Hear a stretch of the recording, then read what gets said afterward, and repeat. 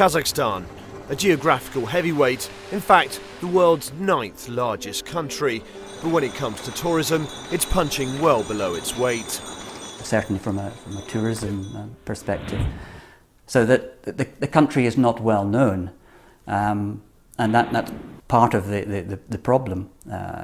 It's also not a mass tourism destination. It's in a relatively remote part of the world. There's always a market for tourists to places that not many other people go to. This Central Asian nation may get over 4 million visitors a year, but they're mainly here for business. That's why Kazakhstan's now trying to boost its presence as a holiday destination on the new Silk Road through cultural and sporting events. The Asian Winter Games is widely seen here as part of Kazakhstan's renewed efforts to evolve from a commodity export-based economy to a multi-dimensional one that involves other industries such as tourism. But this is not without its challenges. Unfortunately, the foreigners doesn't know anything about Kazakhstan. They think that we are riding the camels and etc. We are quite wild or something like this. But I'm sure because of these Asian Games, because of lots of other events, Kazakhstan will be available, will be more recognizable for foreigners. К сожалению, наше окружение вокруг Some Western tourists don't think we are a safe country. Туристам о том, что мы не являемся безопасной страной. Это в первую очередь. And we still don't really understand what it is about Kazakhstan that is really interesting for foreigners. Поняли, что же мы на самом деле, чем мы интересны для иностранных туристов. We are very far from Western Europe, and to fly here is very expensive. Других стран мира.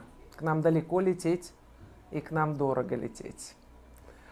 We are a very big country, and in order to travel across Kazakhstan, you need 3 to 4 hours by plane. С Алматы, с южного города до, предположим, запада, это нужно только 3-4 часа на самолете. Large, landlocked and distant from traditional source markets, Kazakhstan realises it must play to its strengths, but also to its neighbours, whose growing middle classes are now hungry to travel.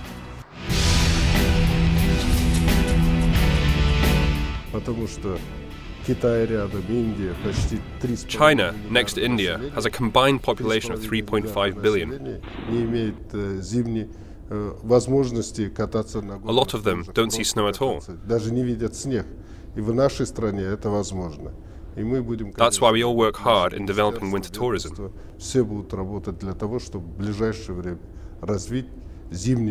It will have to focus on a series of special interest and niche markets which take time to develop. Fortunately for Kazakhstan, it has a nascent winter sports and adventure sector. Take Vera Gudsalyuk. She runs stables outside Almaty, popular with the city's expatriate residents. But she receives only 25 overseas visitors a year, mainly Europeans wanting to ride horses in the Tian Shan mountains. Yet Vera and others believe the potential for adventure tourism is enormous. We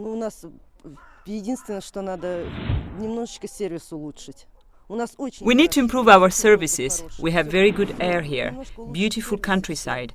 There is nothing more beautiful than Kazakhstan. If you will improve services a little bit, everything will be fine. Now, the asset that Kazakhstan has got is basically its landscape. It's a very beautiful country, and people don't know that. I think they're interested in seeing new places, new landscapes, new cultures. We're looking at a world where, and in fact my research confirms this, that people are less and less interested in the conventional top 10 countries anymore, and more interested in the emerging countries. In its bid to diversify its economy, tourism offers Kazakhstan a better chance of spreading the wealth more evenly among its 16 million people than other sectors of the economy. Tourism, generally speaking, is labour intensive, and tourism, generally speaking, is spread right around the country. It can create employment geographically in a more disparate way than the energy sector or the commodities sector. The whole world will understand this is not only the place for oil and minerals, but this is a place where you can get high quality services for winter rest. And I strongly believe it will have a great impact on that. What the government is trying to do here, of course, is it's trying to develop a value-added economy, and transportation, tourism to some extent as well, are part of that. We see steady growth, and we've no doubt that can be realised just by virtue of the fact that the development potential is absolutely massive around here because of the region.